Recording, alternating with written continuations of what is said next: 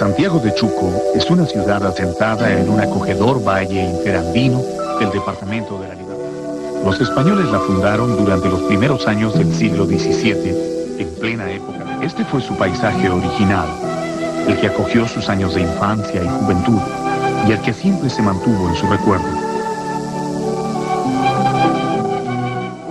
El poeta nació en esta casa el 16 de 1992. Era el último de los 11 hijos de don Francisco de Paula Vallejo y de doña María de los Santos Mendoza. Sus padres tenían una coincidencia que no era muy extraña en esa época. Ambos eran hijos de sacerdotes gallegos y de madres descendientes de la civilización chimú.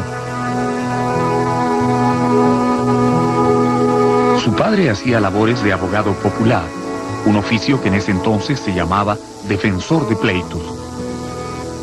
Era un hombre ya anciano que provocaba en el niño Vallejo una cierta mirada piadosa. Mi padre duerme. Su semblante augusto figura un apacible corazón.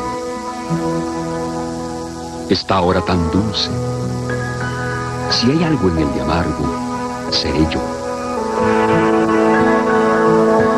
Pero aun cuando el padre era una figura querida y respetada, el hogar de los Vallejo giraba alrededor de la figura materna. Ella presidía todos los actos sencillos de la vida casera. Doña María de los Santos se convertiría con los años en el personaje más entrañable de cuantos hubo en la vida de César Vallejo.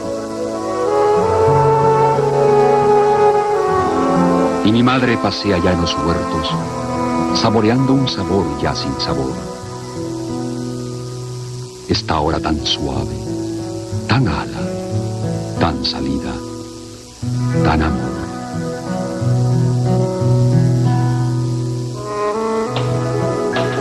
Desde el comienzo del día, su presencia estaba en la vida de sus numerosos hijos.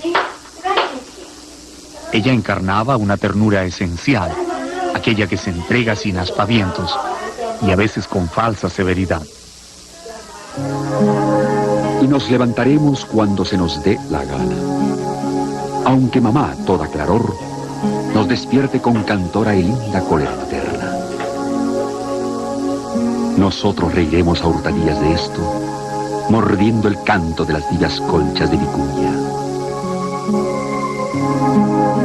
Para el hijo que sería poeta, ella empezó a convertirse en símbolo. La madre ya no era solo la madre, sino un ser universal que protege y alimenta, y que los hombres reclaman cuando viven situaciones de orfandad.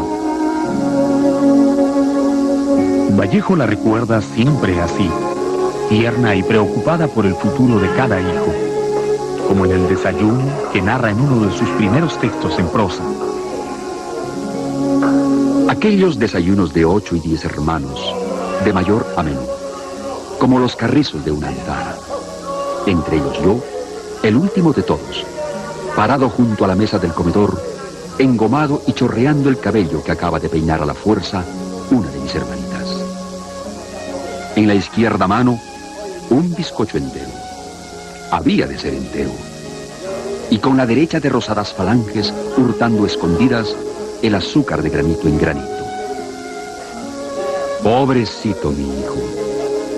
¿Algún día acaso no tendrá a quien hurtarle el azúcar cuando él sea grande y haya muerto su madre?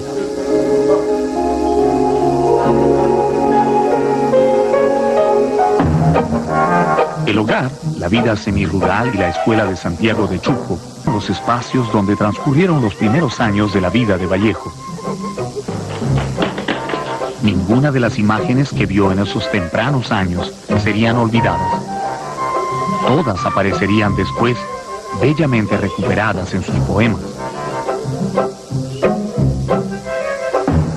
El establo está divinamente meado y excrementido por la vaca inocente, y el inocente asno y el gallo inocente.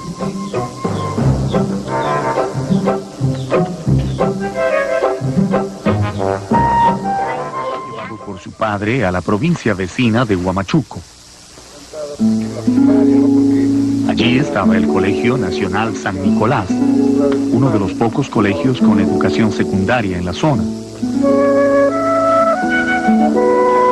Fue un alumno por encima del promedio y obtuvo diplomas de honor en cursos como aritmética demostrada, geología y mineralogía, cursos que indican un primer interés por las ciencias exactas.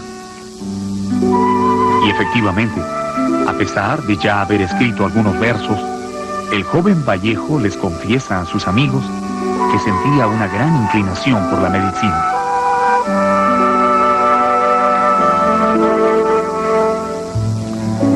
Al terminar el colegio, alterna trabajos menores con sus intentos de alcanzar una carrera universitaria. Primero se matricula en la Universidad Nacional de Trujillo y luego en la Facultad de Ciencias de la Universidad Nacional de San Marcos, en Lima. Pero la escasez económica de su familia pronto lo hace abandonar ambas universidades y por un tiempo, Vallejo se convierte en un joven desalentado que mira el futuro con enorme incertidumbre, exactamente igual que otros miles de estudiantes de su tiempo y de todos los tiempos. En 1911 es maestro particular de los hijos de un terrateniente en Huánuco. Un año después, trabaja como ayudante de cajero en la hacienda azucarera Roma, a pocos kilómetros de Trujillo. Estos trabajos le dieron a Vallejo la experiencia de un Perú distinto al de su tranquilo Santiago de Chuco. Vio los contrastes del país, supo de la soberbia de los poderosos y de la miseria de los trabajadores en las minas y los latifundios azucareros. Y sintió lo que él mismo llamó después la cólera del pobre. Este conjunto de cólera, de ira, miento y rencor es lo que se llama emoción social en gente sensible como Vallejo. Y si no, es un delincuente. Pero quien procesa todos estos sentimientos llamados negativos tiene lo que llamamos emoción social. Vallejo supo trasladar de modo admirable a la poesía esta emoción social. Su solidaridad con los más humildes es una constante en su poesía. Mientras desempeñaba sus empleos, gastaba sus ingresos con una austeridad tal que en 3 años pudo reunir algo de dinero para reiniciar sus estudios en la Universidad Nacional de Trujillo, a donde ingresó decidido a obtener un título en la Facultad de Filosofía y Letras. Años después, efectivamente, obtendría el bachillerato con su tesis El romanticismo en la poesía castellana. Para ayudarse en sus estudios, comenzó a dictar clases a los alumnos de primaria en el Centro Escolar Estatal número 241. Pero el profesor César Vallejo no ingresaba a las aulas a enseñar lenguaje o literatura, cursos que serían más afines con su incipiente fama de poeta, sino ciencias naturales, es decir, botánica y anatomía. Aunque la forma de comunicar su pensamiento y sus emociones fue la poesía, parece que el poeta siempre se sintió a gusto con las ciencias. Más tarde, gana una vacante en el prestigioso Colegio Nacional San Juan y es nombrado profesor de primer año de la sección primaria. Allí tuvo de alumno a un niño atento y siempre inquisitivo, que después se convertiría en un gran novelista. Se llamaba Ciro Alegría. Muchos años después, en un artículo evocador, Alegría escribió recordando al profesor Vallejo. Aunque a primera vista pudiera parecer tranquilo, había algo profundamente desgarrado en aquel hombre.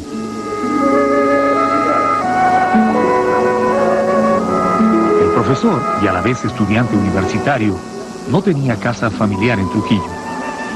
Vivía en el Hotel El Arco, en un cuarto cuya puerta daba a un largo balcón. Allí, un día del año 1915, recibió la dolorosa noticia de la muerte de su querido hermano Miguel, su compañero de juegos infantiles. Esa muerte lo golpeó en lo más profundo del alma. Entonces recordó a Miguel jugando a las escondidas en la casa de Santiago. 22, 23, 24, 25, 26, 27, 28, 29, 30.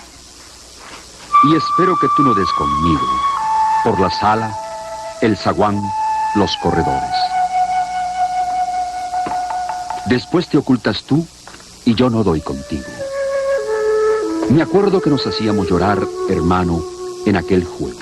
Miguel, ¿dónde estás? Miguel, tú te escondiste una noche de agosto al alborear, ¿Dónde estás? pero en vez de ocultarte riendo, estabas triste.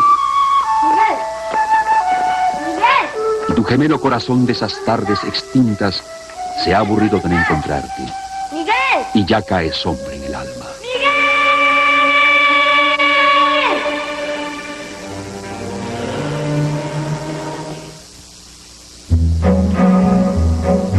La formación intelectual de Vallejo no solo se dio dentro de las aulas universitarias. En el Perú de esos años había un dinamismo en todas las áreas de la cultura que iba más allá del horizonte universitario. La generación de Vallejo es la generación de Mariátegui, la generación de Raúl Porra Barnechea, de Basadre. Habría que ver que Vallejo es una expresión... En la conservadora ciudad de Trujillo de aquel entonces, el reto de transformar profundamente la cultura, el arte y la política del país lo recoge un conjunto de jóvenes conocidos como el Grupo La Bohemia, que más tarde tomarían el nombre de Norte, igual que el periódico que comenzaron a editar. Ellos estaban liderados por el filósofo Antenor Orrego, y sus miembros eran principalmente jóvenes intelectuales que más tarde darían mucho que hablar, como el escritor y periodista José Eulogio Garrido, el poeta Alcides Espelucín, el pintor Macedonio de la Torre, y el inicial dramaturgo y después político Víctor Raúl Haya de la Torre, entre otros. Vallejo se integró a este grupo y su relación con cada uno de sus miembros fue decisiva para su formación. Con ellos, en largos paseos por las plazuelas trujillanas o recorriendo las ruinas de Chanchán, la vieja capital de los Chimú, el poeta tuvo la oportunidad de leer y discutir sobre Miguel de Unamuno, el escritor y filósofo español más famoso de la época. Pudo también acercarse a la poesía del nicaragüense Rubén Darío y del norteamericano Walt Whitman, así como de los franceses Rimbaud y Baudelaire. Ninguna idea nueva era ajena a la curiosidad de este grupo. Pero eran jóvenes y sabían que la vida no se agotaba en las lecturas o en las discusiones alentadas de vez en cuando por algún licor o una taza de café. Antenor Orrego recordaría después: por este tiempo conocimos a un grupo de muchachas que nos brindaron gentil acogida. Las llamábamos con nombres alegóricos o de la antigüedad clásica. Mirto, por ejemplo, era la que gustaba más de la poesía. Precisamente Mirto y dos chicas más, muy jovencitas, parientes de los amigos del Grupo Norte, entusiasmaron por algún tiempo a Vallejo.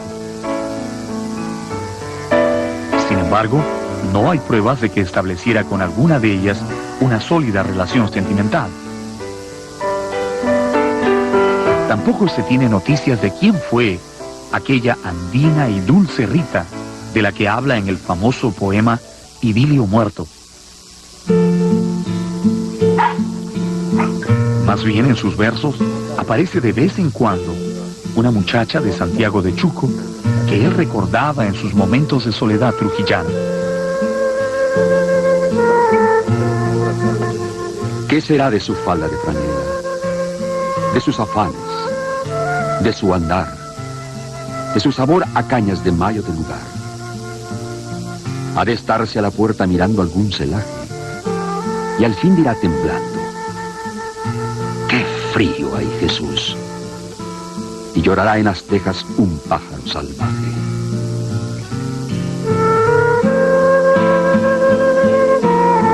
El enamoramiento real vendría después, en Lima, a donde viaja los últimos días de 1917. Se fue sin llevar maletas, solo lleva en las manos un cartapacio con los poemas que piensa publicar en la capital y que ha reunido bajo el sombrío título de Los Heraldos Negros.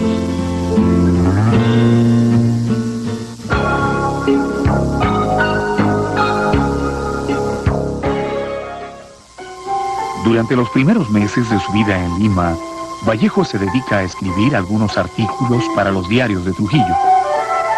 El primero de ellos tiene como título Desde Lima con el Conde de Lemos. Y es un artículo donde revela su profunda admiración por el hombre que utilizaba tan aristocrático seudónimo, que no es otro más que el ingenioso y renovador escritor don Abraham Valdelomar. Pero más allá de la circunstancial nota periodística, Vallejo establece una estimulante relación con Valdelomar, a quien consideraba cabeza de una generación. Después escribiría sobre Manuel González Prada, el ideólogo del anarquismo en el Perú, y sobre el discreto pero enorme poeta José María Eguren.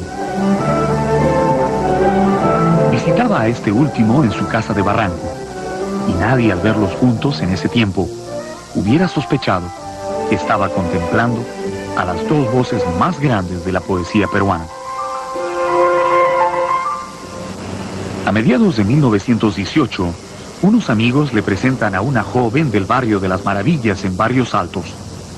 Se llamaba Otilia Villanueva. Vallejo inicia con ella una relación llena de amor, pero también de celos y desencuentros. Al parecer, el poeta solo sabía amar conflictivamente. Su amigo y biógrafo Juan Espejo Asturizaga revela que hacia el final de la relación, que duró casi un año, el poeta se mostraba inconforme, exigente, celoso y desconfiado. Después de la inevitable ruptura, según el mismo biógrafo, Vallejo se convirtió por algunos meses en un caminante solitario y desolado. En el rincón aquel, donde dormimos juntos tantas noches, ahora me he sentado a caminar. La cuja de los novios difuntos fue sacada. O tal vez, ¿qué habrá pasado? Has venido temprano a otros asuntos y ya no estás. Es el rincón donde a tu lado leí una noche entre tus tiernos puntos un cuento de Daudet. Es el rincón amado, no lo equivoques. En medio de sus difíciles relaciones con Otilia, Vallejo recibe un telegrama urgente de Santiago de Chuco. Lo enviaba su hermano Víctor y le daba la terrible noticia de la muerte de su madre. Ese fue definitivamente uno de estos golpes insoportables a los que aludía en el poema inicial de su libro Los Heraldos Negros. En él, el poeta reflexiona sobre la extraña y aversiva crueldad del destino y proclama la impotencia del hombre para enfrentarlo. Por eso dice: hay golpes en la vida tan fuertes. Yo no sé. Golpes como del odio de Dios, como si ante ellos la resaca de todo el sufrido se emposara en el alma. Yo no sé.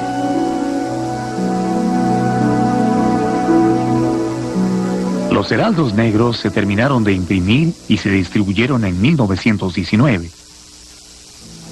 Salvo la cálida recepción de sus amigos escritores como González Prada, Valdelomar o Eguren, la crítica oficial prefirió guardar silencio, lo cual era una forma de expresar su desconcierto ante una obra que iba mucho más allá de la poética modernista, que era la dominante en ese momento.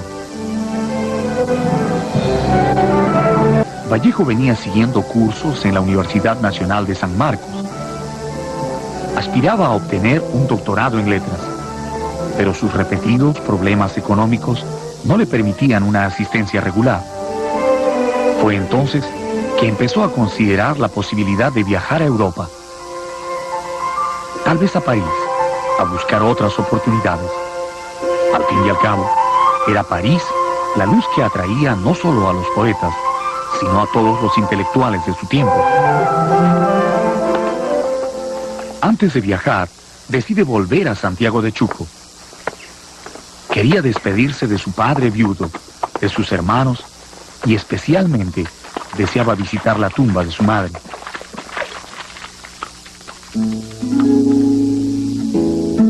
Esta noche desciendo del caballo ante la puerta de la casa, donde me despedí con el cantar del gallo. Está cerrada y nadie responde. Todos están durmiendo para siempre. Y tan de lo más bien que por fin mi caballo acaba fatigado por cabecear a su vez. Y entre sueños a cada venia dice que está bien, que todo está muy bien.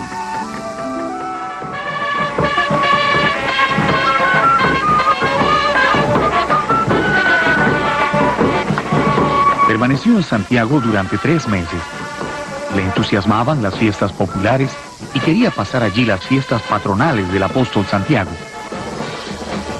Pero ese año la celebración popular fue alterada por pasiones políticas y viejas rencillas entre familias. Un grupo de partidarios del expresidente Pardo se enfrentó violentamente a otro que apoyaba al dictador Augusto Leguía. Hubo balaceras en las calles y una tienda de abarrotes fue incendiada. Y a pesar de los testigos que exculpaban a Vallejo, este fue involucrado como participante en los desmanes. Esperando que su situación se aclarara, huyó a Trujillo, pero en esta ciudad fue capturado y llevado a la cárcel. Años después diría: el momento más grave de mi vida fue mi prisión en una cárcel del Perú. Estuvo preso 113 interminables días, pero cuando salió libre, en su legajo permaneció siempre la amenaza de la libertad condicional. Después que sus amigos del Grupo Norte celebraron su libertad, Vallejo partió nuevamente a Lima. Como la primera vez, su único equipaje era el maletín donde guardaba sus poemas inéditos. Esta vez llevaba allí un nuevo libro, en cuyas páginas hablaba de su madre muerta, su dolorosa ruptura con Otilia Villanueva y sus penosos días de cárcel. Después de varios títulos tentativos, su segundo libro de poemas se editó en el año 1922, con un nombre que hasta ahora resulta inescrutable para los estudiosos de Vallejo. Se llamaba Trilce. Algunos dicen que esa palabra nace de la unión de triste y dulce, que era el carácter que el poeta atribuía a su madre. Pero otros creen que fue simplemente una inspiración de Vallejo, que gustaba jugar con las palabras. Como con su anterior poemario, Vallejo produjo entre los críticos un nuevo silencio incómodo. El mismo Luis Alberto Sánchez, generalmente acertado en sus juicios, es que César Vallejo ha lanzado un nuevo libro, incomprensible y estrambótico. Y se preguntaba desconcertado, ¿por qué habrá escrito Trilce el señor Vallejo? La respuesta a la pregunta de Sánchez había sido dada tiempo atrás por el mismo Vallejo, en una carta que enviara a su amigo Tofo Antenor Orrego. Hoy, y más que nunca quizá, siento gravitar sobre mí una hasta ahora desconocida obligación sacratísima, de hombre y de artista, la de ser libre. Efectivamente, había escrito Trilce para ser libre. Se había liberado de las influencias literarias de la época y había creado un lenguaje nuevo, capaz de transmitir con intensidad extraordinaria el temblor de la vida. Vallejo opera una transformación en la poesía de lengua española fundamental, es decir, que hay antes de Vallejo y después de Vallejo, es indudable. Es un hito, es una frontera. En 1923 le advierten de la posible reapertura de juicio que lo llevó a prisión en Trujillo. Coincidentemente, El puesto de profesor de primaria que había retomado en el Colegio Guadalupe fue suprimido. Entonces, sin trabajo, con su poesía incomprendida y amenazado por una nueva carcelería, decide ahora sí viajar a París. Algunos meses antes de embarcarse, publica un libro de relatos titulado Escalas y una novela breve, Fabla Salvaje. Finalmente, el domingo 17 de junio de 1923, en una modestísima tercera clase del vapor Oroya, nuestro más grande poeta dejó su patria. Lo esperaba la ciudad que entonces era el centro del mundo, París.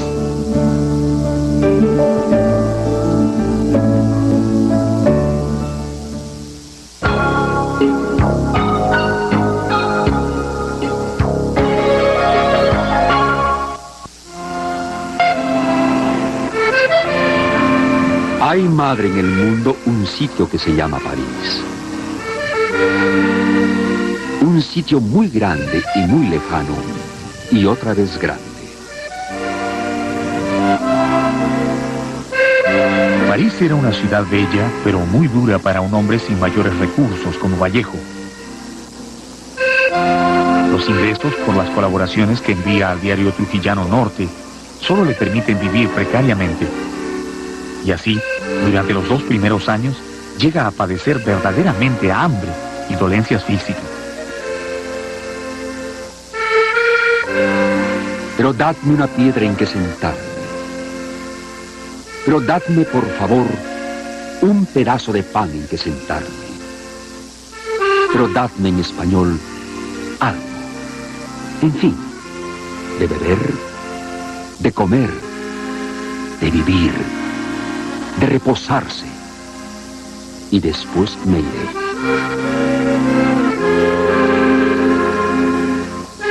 En 1924 le llega desde el Perú la noticia de la muerte de su padre.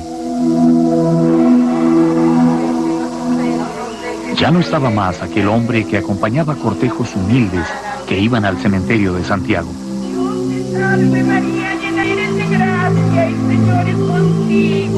Ahora él mismo descansaba en esa lejana tierra.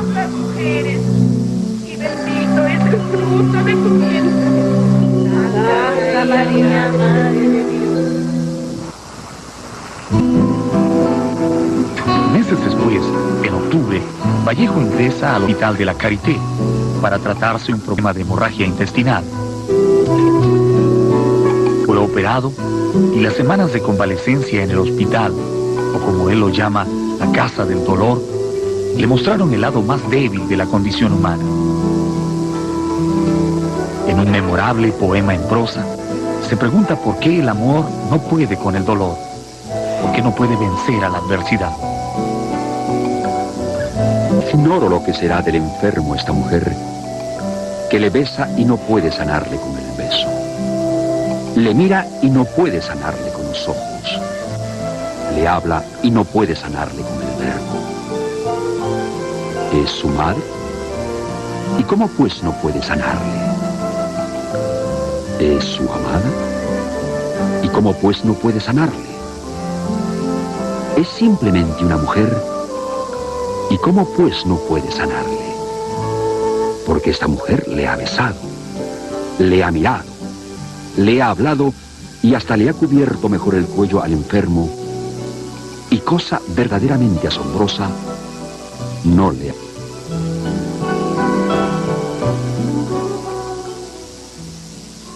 Al salir del hospital, su situación económica mejoró ligeramente.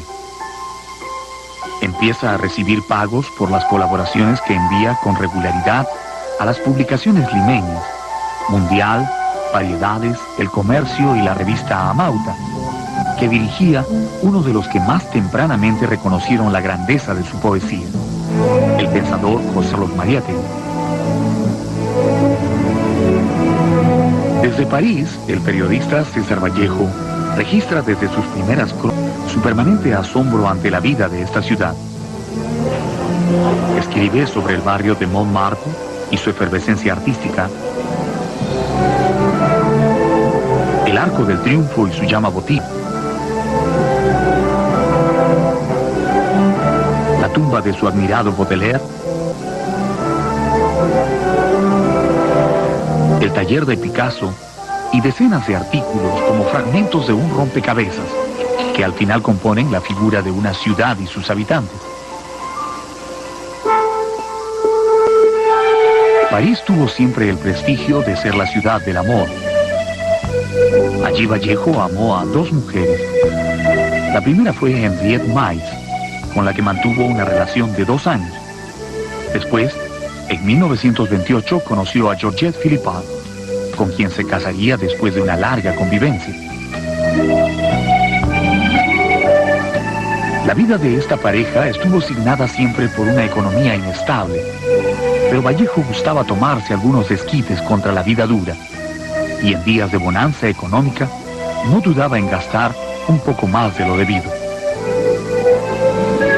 Ahora, entre nosotros, trae por la mano a tu dulce persueño, y cenemos juntos y pasemos un instante la vida a 2 vidas, y dando una parte a nuestra muerte.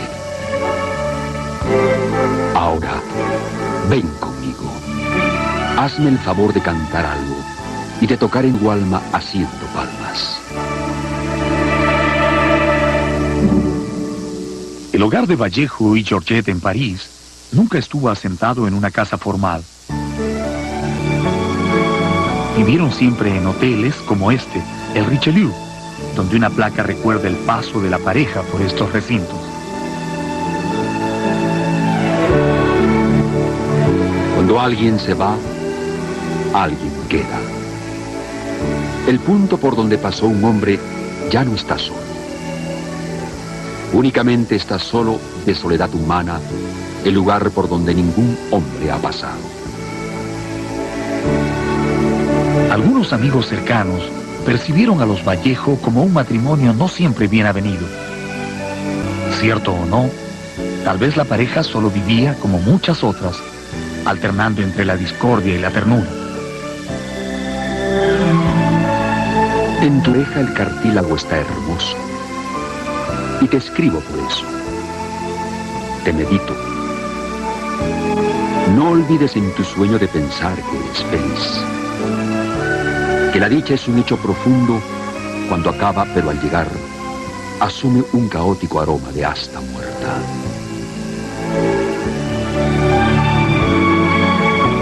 Mucha gente piensa que Vallejo era un hombre permanentemente triste y hosco. Basándose solamente en los aspectos exteriores de su poesía, se ha creado un Vallejo siempre necesitado y huraño.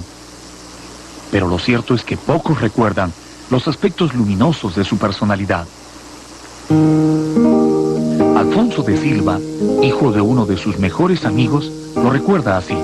Y era muy ameno, era un hombre muy divertido, con mucho sentido del humor.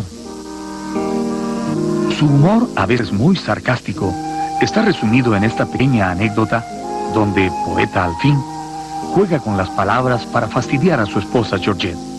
Y el propio Vallejo a veces se quejaba un poco de ella, ¿no? En lugar de Georgette decía, mi Gillette. ¿Por qué? Alrededor de 1927, Vallejo asume el marxismo como una vía para intentar la organización de una sociedad más justa. Por esa época declara: voy sintiéndome revolucionario por experiencia vivida, más que por ideas aprendidas. Con esto, posiblemente se refería a la experiencia que adquirió a través de sus modestos empleos en el Perú, que le permitieron conocer la situación de explotación de la clase trabajadora. Para ver el funcionamiento en la práctica de las ideas marxistas, viajó 3 veces a la Unión Soviética en el lapso de 4 años. Producto de estos viajes fueron 2 libros de carácter periodístico. Rusia, 1931, Reflexiones al pie del Kremlin, y Rusia ante el segundo plan quinquenal.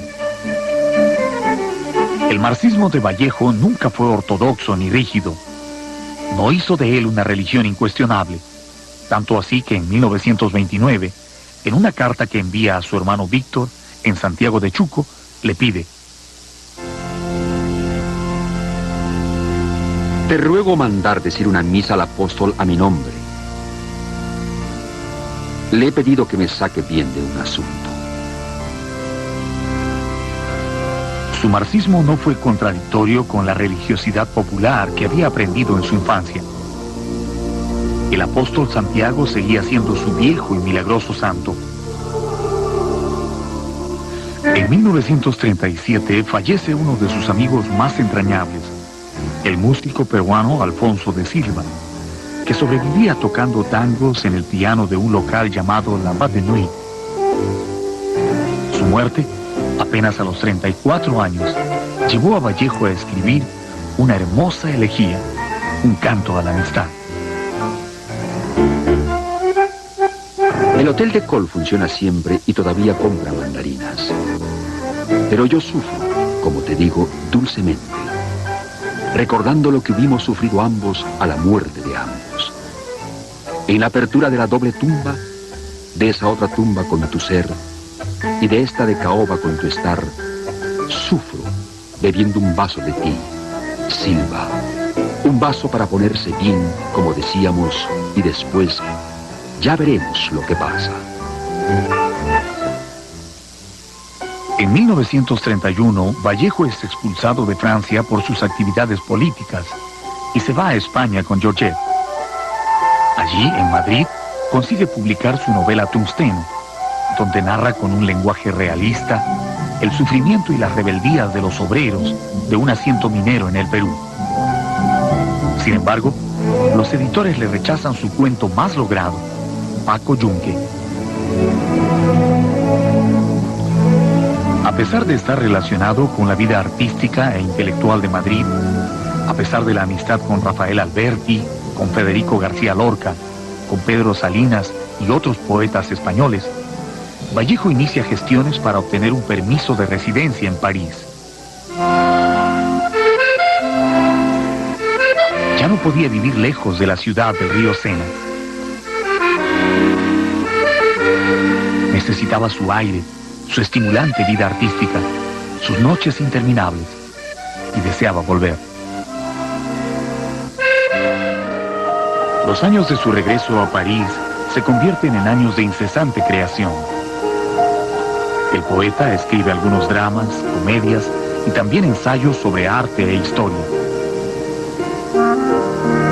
Pero lamentablemente no logra poner en escena ninguna de sus obras de teatro, ni encuentra editores para sus libros. Lo peor de todo es que su economía continúa siendo escasa, y tanto él como Georgette pasan grandes penurias para cubrir sus gastos de cada día. Siguen siendo una pareja sin casa, viven en hoteles muy modestos que cambian con frecuencia cuando ya no les alcanza para pagar la renta. De veras, cuando pienso en lo que es la vida, no puedo evitar de decírselo a Georgette. Por la tarde, comprar un buen periódico, guardar un día para cuando no haya, una noche también para cuando haya. Así se dice en el Perú. Me excuso. Del mismo modo, sufro con gran cuidado, a fin de no gritar o de llorar, ya que los ojos poseen, independientemente de uno, sus pobrezas, quiero decir, su oficio. Algo que resbala del alma y cae al alma. En julio de 1936 estalla la guerra civil en España. El general Francisco Franco encabeza un levantamiento militar contra el gobierno legítimo de la República que había sido elegido en elecciones generales hacía menos de 6 meses. El Frente Popular organiza la resistencia y se enfrenta a los militares en diferentes ciudades. España se tiñe con la sangre de sus propios hijos ante la asombrada mirada del mundo. Vallejo asume la causa popular y va a España a colaborar en labores periodísticas y de propaganda. La Guerra Civil Española produjo en Vallejo un cambio fundamental en su visión de la muerte. Ahora siente que la muerte individual no existe o solo es un accidente, cuando otros recogen y continúan defendiendo los ideales del caído. Solo cuando los hombres sienten como suyo el dolor ajeno, la muerte puede ser vencida.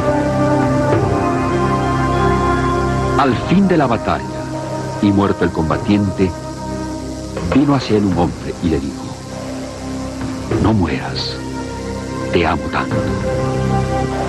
Pero el cadáver, ay, siguió muriendo. Se le acercaron dos y repitieronle: no nos dejes, valor, vuelve a la vida. Pero el cadáver, ay, siguió muriendo. El cadáver siguió muriendo, nos dice Vallejo, porque para vencer o negar la muerte se necesita la solidaridad no de uno o dos, ni siquiera de miles, sino del amor unánime de todos los hombres. Entonces, todos los hombres de la tierra le rodearon. Les vio el cadáver triste, emocionado. Incorporóse lentamente, abrazó al primer hombre, echóse a andar. A comienzos de 1937, Vallejo asiste como representante del Perú al Congreso de Escritores para la Defensa de la Cultura. Viaja a las ciudades donde se realiza el Congreso, Valencia, Madrid y Barcelona, y allí se encuentra con una constelación de notables escritores, todos antifascistas y que hoy son hitos en las letras del mundo. Allí se reúne con poetas como el chileno Pablo Neruda, el mexicano Octavio Paz, los españoles Antonio Machado y Rafael Alberti, y el inglés Dylan Thomas. Allí también conoció a los novelistas norteamericanos John Dos Passos y Ernest Hemingway, y al francés André Malraux, entre otros. Finalizado el Congreso, regresa a París e inmediatamente se dedica en forma casi febril a corregir poemas que venía acumulando desde años atrás y a escribir otros nuevos. La mayoría de los poemas humanos y la totalidad de los versos de España aparta de mí este cáliz llevan como fecha los últimos meses de este año de 1937. ¿Por qué esa súbita e intensa preocupación por escribir? Tal vez porque intuía que la vida no iba a ser muy prolongada para él.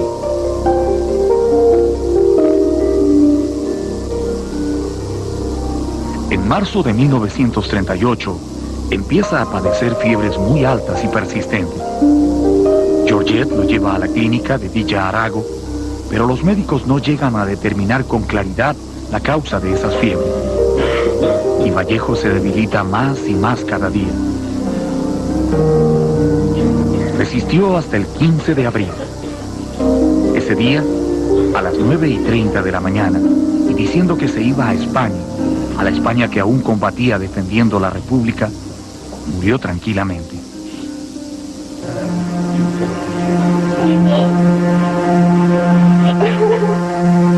Fue un viernes, al día siguiente del jueves, que él había anticipado. Me moriré en París con aguacero, un día del cual tengo ya el recuerdo. Me moriré en París y no me colmo. Tal vez un jueves, como es hoy, de otoño. Jueves será porque hoy, jueves, que proso estos versos, los húmeros me he puesto a la mala, y jamás como hoy me he vuelto con todo mi camino a verme solo. César Vallejo ha muerto. Le pegaban todos sin que él les haga nada. Le daban duro con un palo y duro. También con una soga. Son testigos los días jueves y los huesos húmedos. La soledad, la lluvia, los caminos.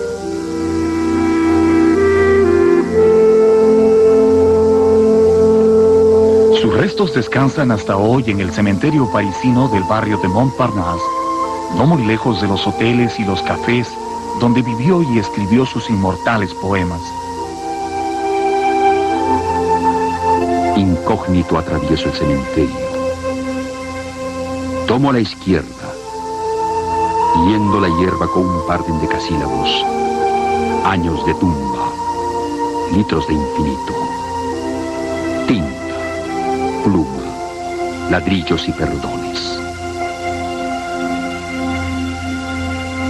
César Vallejo solo vivió 46 años, pero ese tiempo le fue suficiente para dejar en sus poemas el testimonio de su lucha, no solo con las palabras, sino de aquella que libró por alcanzar la tarea esencial de todo gran poeta.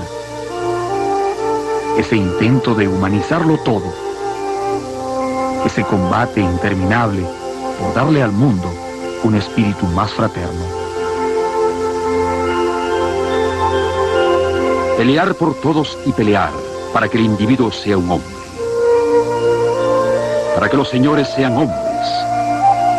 Sea un hombre y para que hasta los animales sean hombres.